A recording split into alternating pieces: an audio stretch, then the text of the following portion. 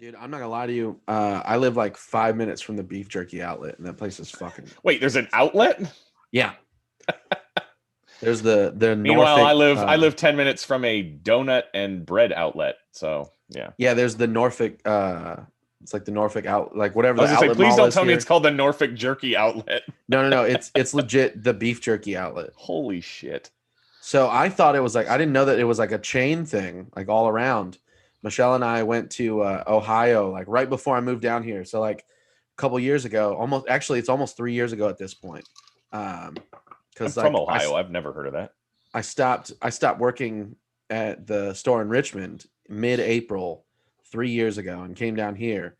But fucking we were on the way to Ohio driving out there and we saw in West Virginia the beef jerky outlet. And I was like, dude, we got to stop here. And we got like $60 worth of beef jerky, which sounds like a lot, but it was just like 3 bags. Yeah, it was like 3 bags of beef jerky. That's it. You're making me hungry though now. And that actually made me think about something. When a couple weeks ago, we went out and had dinner with Addison and Parker. We just talked to Addison not long ago. So I was like, hey, why don't we give Parker a call? See how he's doing. He and I are supposed to get food again soon. Oh, well, you guys live close to each other. So let's see if I can get a hold of him. Let's see. Oh, there he is. What up, pal? What's up, man? Hey, how's it going? Not too How you shabby. living there, bud? Been all right. Yeah. How's your show been going? This one? His real one, the one he actually cares about. Hey man, I care about all things equally. Don't tell Michelle that. Well, but what says to all 3 of their kids. Right. Yeah, exactly. I love you all the same. Yeah. I lived that life for 21 years. Dude, I'll be honest, I haven't done an episode of Build-Ups in a couple weeks just because I've been like depressed. So like trying to find other comics, I'm like, this is taking too much work. I'm just You did put one up with Chris again though recently, didn't you? The last episode I did was with Comedy Artworks. That was like 2 weeks ago. Yeah, but I mean, like you just put it right before that. You put a Chris Allen one up, right? Yeah, it wasn't long. But you had been off for a while from that one. Not really. Really? Oh, I don't know. I try listening to him when I'm like unloading trucks and stuff like that at work. So, but I ended up listening to the one I was on with you and Addison, which it's weird hearing myself, but. Then I hear you guys say something, and then I'm like, oh, you know how I would have responded to that? And then I ended up responding that way. So I'm like, I guess my brain is not as random as I thought it was. It's all about setting the pins up and knocking them down. There's no free will. That's what none. I have none. That's exactly what I was getting dude. at. Welcome to the Matrix. Welcome to the Matrix podcast. This is the red pill, and Carlton's the blue pill. So let's see how deep your rabbit hole goes, Parker. You know what? That used to be his greatest pickup line, Parker, and it's not anymore. I'm really not Ben Harris because that made me just like flood with double entendres. Oh yeah, his goal on this is to make the guest as uncomfortable as humanly possible. Yeah, but Addison has kissed Parker. Yeah, well, who hasn't? But I didn't kiss him back. That's true. Because Addison is aggressively gay. Yeah. Well, I'd like to welcome everybody to the Three Beards podcast. I just realized we each have a beard in a different state of disarray and or white hairness. Not disarray, sir. I mean watch your mouth. Yeah, well, I see you got some white going in there, buddy. Who, me? Yeah. Yeah, 100%. You. I mean, obviously Parker does. He and I look like we're both, I don't think that qualifies as. It's all through like right here. His is way more even. Parker, yours looks like more like you just fermented it and did it on purpose. Mine's splotchy as fuck, and so is Nick's. Yeah, well, it's because we're fucking redheads, dude. My shit's just that. I was just wondering if the pandemic has affected Parker differently than the rest of us. He's been eating old pussy, and it's just worn off on his face. Wow. About how your life has been horrible and how you were the least favorite redheaded child of your family. I'm just gonna sit back. Pretty much, yeah. That's how. Parker is sitting directly in front of his bed to record this too. I'm in my trailer. I know that. I figured you were. That's what I was going to ask. I was like, that looks kind of like a camper trailer setup. That's his home. Don't fucking condescend to him. Wasn't Carlton. going to. If he ever gets booked, if Parker ever gets booked on one of your shows, he could just park his camper outside of the venue. I don't know that I would recommend that, depending on where the venue is. If Well, it's in a state park, I can park there for free. So fuck yeah, Will, start Will doing park Miner shows. might have something to say about that, but that's how everyone reacts too. Everyone reacts like when they're like, hey, I live in a trailer, and they're like, I'm not gonna say, I would never say anything. I'm like, well, you think it's a shitty thing then? Like, now when you say you live in when you say that's a trailer, do you mean like an RV? Travel or trailer. Travel trailer. Okay. I would show you Gotcha. the rest of it, but I only cleaned as much as you can see on this webcam. Fuck yeah, dude. I'm proud That's of you. that's how Deez works too. That's how I am. As a matter No, of fact, that's a lie. everything you see behind me is the cleanest it is. Everything on my desk is a complete shit show. So What is that behind you? my office. That's where he takes young boys to Kevin Spacey them. No. It does look like a scene from Lucifer, the show. Hell Thank yeah, you. dude. He's my cousin. Carlton's just trying to reshoot and reboot The Devil's Advocate. You want to get fucking stage time? I'll tell you how you get stage time there, pal. Think of the marketing. It was me the whole time. Says that, right? Yeah, that is incorrect. So what And then fucking Carlton's Al Pacino just out here fucking dicking down Charlize Theron. He's like, "That's your son's wife? Ha ha! She got fucked by the devil. Hoo ha!" That's pretty good. I don't remember that line in the movie, but okay. So what have you been up to during all this, man? You didn't shut. I always try and keep it on the rails, and Deez does whatever he can to push it off. Yeah, that's why we balance out. That's true. That's true. So what have you been doing during all this? Not enough comedy. Well, Parker and I got COVID together. Yeah, that's right. That's congruently. Right. We got it. There's an internet theory that says that we got it at the same time. From Addison. But you don't work together, right? No. So I don't know. I don't know if I gave it to everyone or not, but here's the deal. So Parker, it was a group of us, a group of gentlemen, and there were 6 in toto, hypothetically speaking, that went out to get sushi. We all rode in my car. We all went to said sushi place. Hypothetically speaking, sat down at the same table, and we all broke bread. We shared gyoza with one another. And then 3 of us got COVID, hypothetically, and then 3 of us didn't, hypothetically. You can't say hypothetically if it actually happened. Well, hypothetically. Now, if you said, hypothetically, we blew each other, and then we all got COVID, no, that's not hypothetical. That okay. So, yeah, you're missing how this hypothetical phrasing works, man. You've heard this story then. You've messed. I was there. I was the one holding the camera. I don't know if... You were doing the blowing. No. You were. No, these lips. You catch the loads. No. Those are load-bearing lips. That is not true. We would have a legit porn set if Carlton was actually like... I have actually shut... No, I'm just kidding. Get him canceled. Go ahead, Carlton. He was like, yeah. You know, Meanwhile, Deez is now scouring Pornhub for red rooms. He's just doing a search. Carlton's like, I don't know if you know this about me, but my favorite comic likes to bar the door. I like to do the same thing in this little dungeon down here. Oh, Jesus. Behind those. So, Parker, I don't even know what your day job is. What do you normally do? Because, I mean, I'm sure comedy doesn't pay the bills, right? I'm so glad you asked. I like to brag about this. I'm a behavior therapist. I work with little kids with autism. Oh. Yeah. He's New Winston. So, I'm assuming that your day job did not completely shut down then, or at least it slowed down for a bit and then picked back up, or... Oh yeah, we were one of the lucky ones. A lot of competitors and stuff shut down. It's a dog eat dog world out there serving these kids with autism, you know. Competitors? You say it like it's a chain restaurant. Dishes. Yeah, those fuckers went out of business and we just swooped in and picked up all the scraps. Up the clients. Yep, and they're ours now.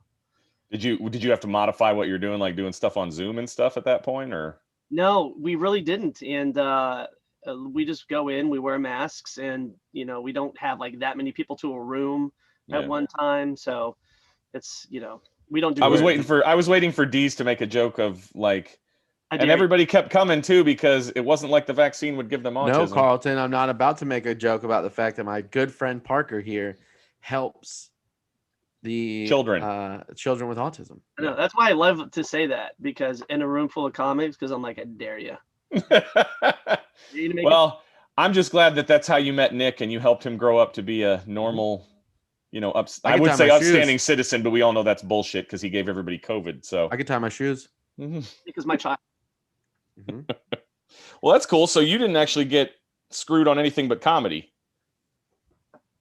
Everybody got screwed on comedy. Yeah. Well, that's good. So, see, normally we call people to see if they needed help or if things are, things weren't working Parker for doesn't them. need help right now. Obviously. Actually, I feel like he's the most adulty adult out of the three of us. So he's got a good job. Yeah. He got a new truck. His trailer's fine and movable. He has a truck that can pull the trailer. This is, in the time that I've been friends with Parker, this is the best his life has been going. Yeah, it's weird because now I look like I have a sex dungeon. You look like you're trying to lure children in with pop figures, and he's the only one doing the Lord's work. So, yeah, I'm getting ready to sell them all. So you guys can stop talking shit. Are you selling them because we talk shit or because? No, I don't care what you guys think about me. You fucking cucks. He cries himself to sleep about it. I don't. Sell kids. You know what would make you a better human being, Deez, is if you donated them to Parker so that he could give them to the children he helps. I wouldn't want to see anyone play with them. Yeah, well, see, that's because you're a selfish bastard. They're supposed to be in the box, Carlton. They're only collectibles because you made them that way.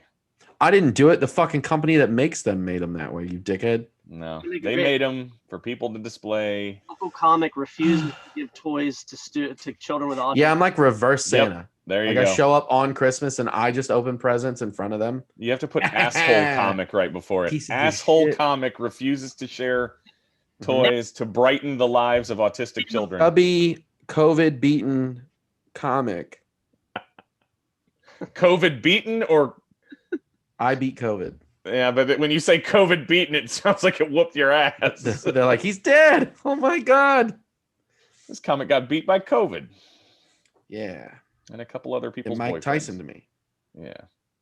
Bit your ear off. Dude, no, the funny thing was, like, when me and Parker had COVID, we had it at the same time. So me and him were like just doing text updates on one another. Like, how you feeling?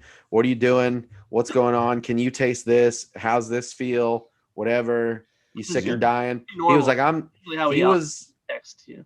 Like, he was going through like being nauseous and shit like that, and I'd never got nauseous at all. I had one day where I was like, I puked and I felt nauseous. Yeah, I drank a grape Pedialyte, and that almost made me throw up because it was really bad.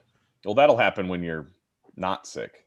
Yeah, it just tasted like, dude, it tasted like shit. Cough it was syrup, awful. Yeah. Grape Pedialyte's disgusting. It helps you when you're drunk, but it's no. I don't recommend Michelle, I was like, yeah, I told Michelle's mom, I'm like, there's a blue raspberry one that's fucking delicious. Can you give me that one? She showed up with orange and grape. And I was like, that's neither of the flavors I asked for. And then she also got a plain one that was just plain, like water, like just plain Pedialyte. No flavor? None. You mean like water? I get it's like thick water. Well, it's electrolytes. It's what they give you when you're about to die. It's got what plants crave. So, have you been doing any of the Zoom mics and stuff, Parker, or no?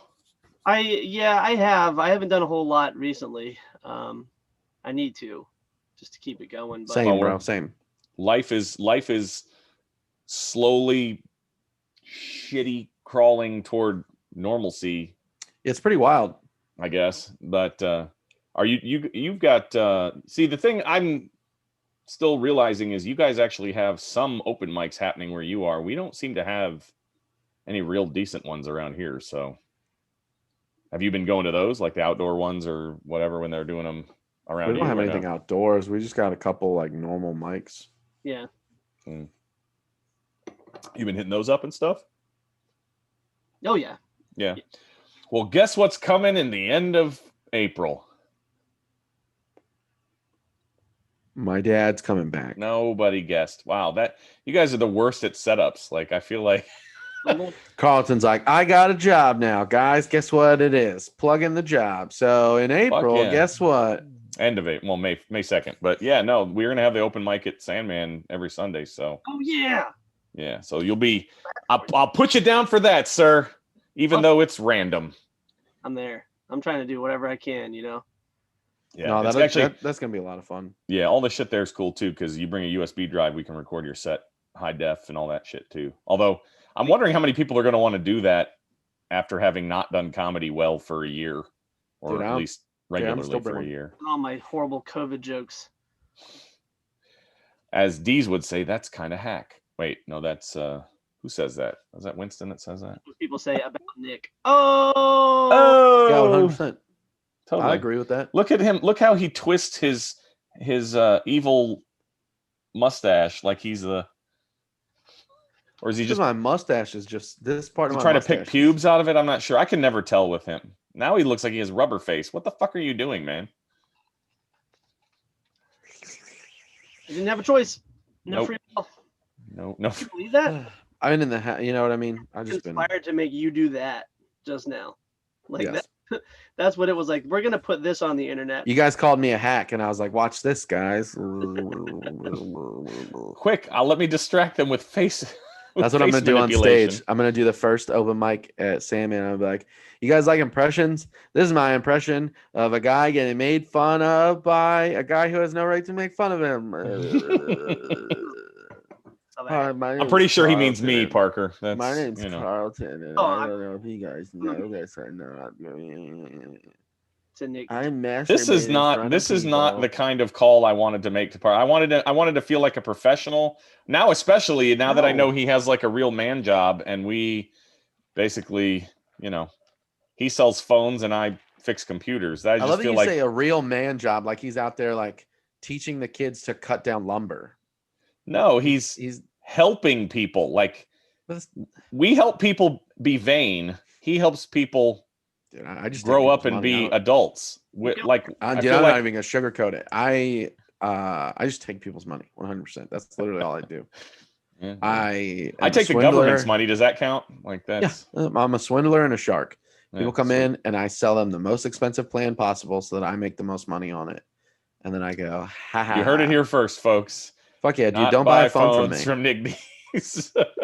No one's going to hear this at all. Yeah. That would potentially buy a phone from me. But in the event that you want to buy a phone from me, don't do it because I'm going to sell you shit that makes me money. Even if I like you. You know what? I applaud your honesty, Nick. I sell to my mother like a regular customer. I make her pay full price for everything. I don't even offer her my discount on accessories. Wow. Well, yeah. That's probably Parker, you're learning a little bit about your friend here, aren't you? Yeah, I'm a good guy. Or did you already know? Well, I had always assumed Nick was a piece of shit. Oh, that's true. Right, well, that's good. Parker tells me that regularly. I'm glad we're on the same page. When I grew my hair out, every week that I saw Parker at Bucketheads, he would go, "Hey man, I love you and I miss you. It's good to see you, but cut your fucking hair." Well, at least he see how he prefaced it though. That's the sign of an adult. And except for your beard, that is it in no way in an array. So what do you say? Somebody you hate? Anybody who brings trouble your way? Didn't rhyme. Didn't quite rhyme. Well, what you said was something, but then I just started singing Eminem. Yeah, he wants to see Put on a tape of NWA. Spade. The kids. Well, so Parker said the N-word. I heard it. That's really what he's teaching the autistic children to do. Is just randomly say it. He's like, this means hello in Chinese, and they're like, okay. How would they say it, Nick? I'm good. Damn. That's weird. Thought I got him. You're like, that's how I'm gonna get him. Watch this. Check it out. How do they do it? How do they say that word? You're used to dealing. Canceled now. I'm used to dealing with people that are a lot dumber than everyone on the screen right now. So. Oh yeah, dude. Yeah.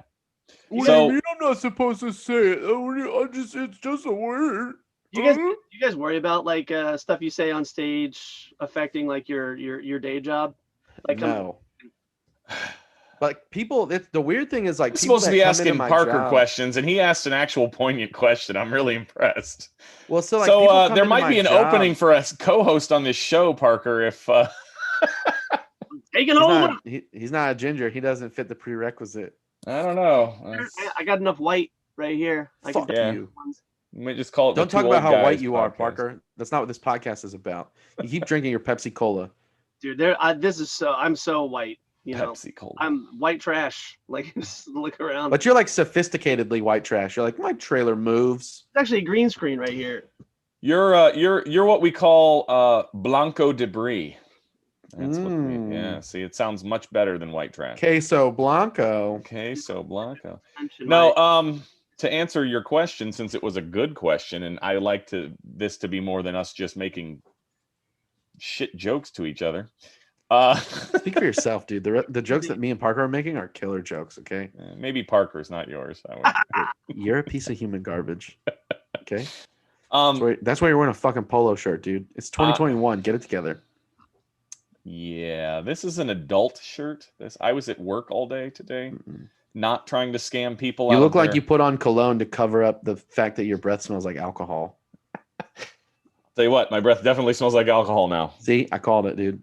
Yeah, CK1 for men. I waited till I got home though. No, to answer your question, Parker, kind of.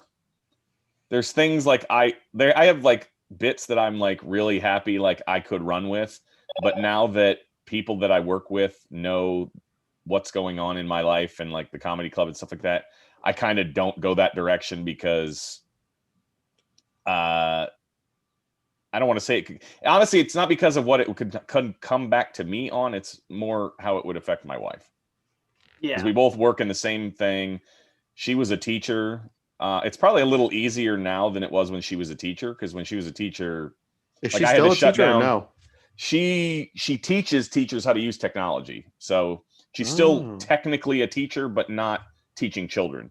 So it's not as big a deal. But she's been a teacher for 20 years. So she's got kids that she taught 20 years ago that like friend her on Facebook and invite her to their weddings. Like that's how good of a teacher she is. I don't even remember who my senior year teachers were, let alone my kindergarten teacher. No one's adding you on Facebook, Carlton. Yeah, no, I block everybody. But it was like when we first got together, I had to shut down parts of my creative life. Like I used to do a lot of adult photography and things of this nature. And you sent nudes to a lot of people. I didn't send anything, but I had a photography business and a bunch of other stuff. I mean, I still do. I just don't do the kind of stuff I used to do. Because when her and her kids moved into my house, I kind of had to shut down my studio that was in the house because I couldn't have half-naked girls coming to the house every weekend anymore. So oof, that is a sad story, right there. It is. Like what a bummer. Basically, every part of my life has been downhill since I introduced women into it. All right. Well, we're getting there. Damn, it's a good thing your wife doesn't support your comedy because if she ever listened to any of this shit, you'd be in so much trouble. I wasn't even talking about her. Anytime any woman has been a part of my life, so now you made it a blanket statement to cover your ass. I see what you did. Yeah, damn right. Spoken like a true married man. You're like, no, not you. All women are bad. Yeah, that doesn't make it much better, honestly, Nick. Even the hot naked ones, especially the hot. Give it up for Carlton K, everyone. Richmond's most hated male chauvinist producer. No. He doesn't support POC or women. Oh my God. Let's just say canceled first. Everyone that's forward thinking is typically not the ones I get in a relationship with.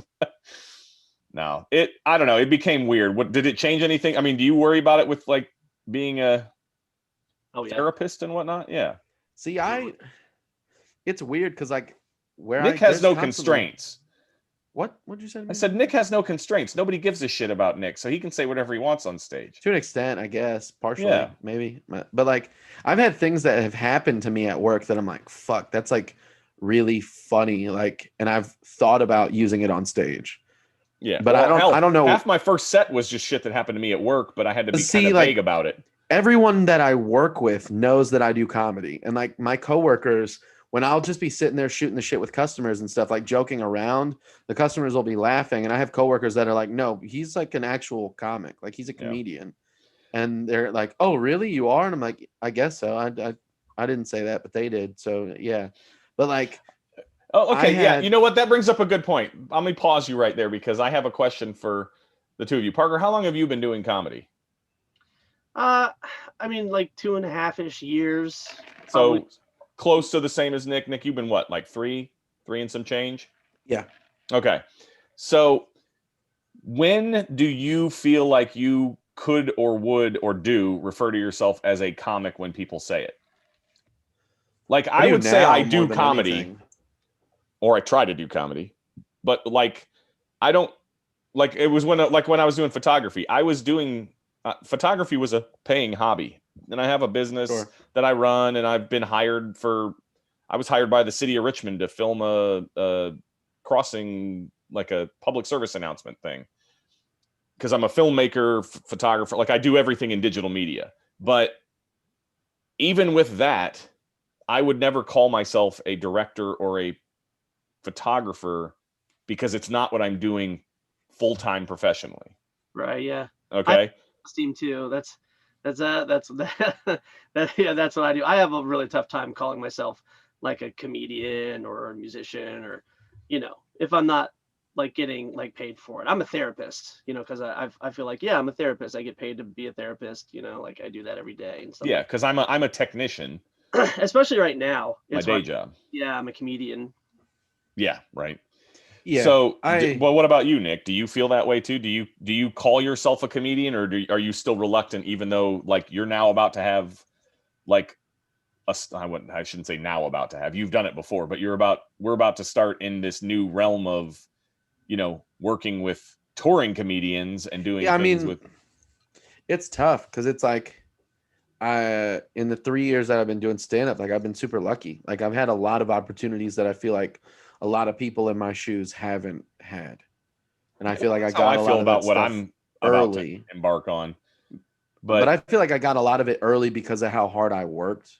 Yeah. And a lot of people started like all it took was like one person looking out and, having that, like someone gave me a chance and then another person gave me a chance and then another thing, like all the host stuff that I got like from Kazi's and stuff like that came from like I won their competition one night, and then the host was like, "Hey, I'm gonna let them know I think you're ready to host. You won. We'll get you set up for the weekend. Cool, whatever." And then I did that one, and then like it was like the last like few months before everything shut down, I ended up winning Kazi's like competition night like 3 months, not like in a row, but there was like a 3 month like that I had won, and they had put me on the books for multiple like host weekends and shit. And like obviously none of that ended up happening and shit. You didn't take Parker with you on these journeys? Bro, they don't. He's really climbing the ladder as a comedian. Stepping on everyone in the process. Well, the thing is like I try, but it's hard to like bring someone and be like, "Hey, can this person do a guest spot?" Because like there's comics in the area that have been doing it like 10, 15 years, and I'll show up. Take note, Addison. No, I'm just kidding. Well, there's comics that'll like show up there like on a Friday or Saturday, and they'll let you know like, "Oh yeah, you've got this person and they're doing a guest spot." And it's like, "Oh, okay, well, I brought someone to see if I could get them a guest spot." And they're like, "No, we already got someone for it." I would feel like, okay, that, like tagging along and being like, "Hey, I'm his friend. Can I go up?"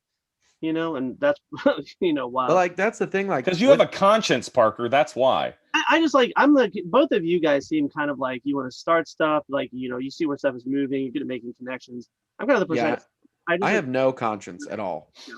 Yeah. My thing is like I know enough about like business and I know enough about marketing and networking that it's like if I'm not fucking putting myself in a position to either ask or be asked whether or not I want to do something, then it's not going to happen.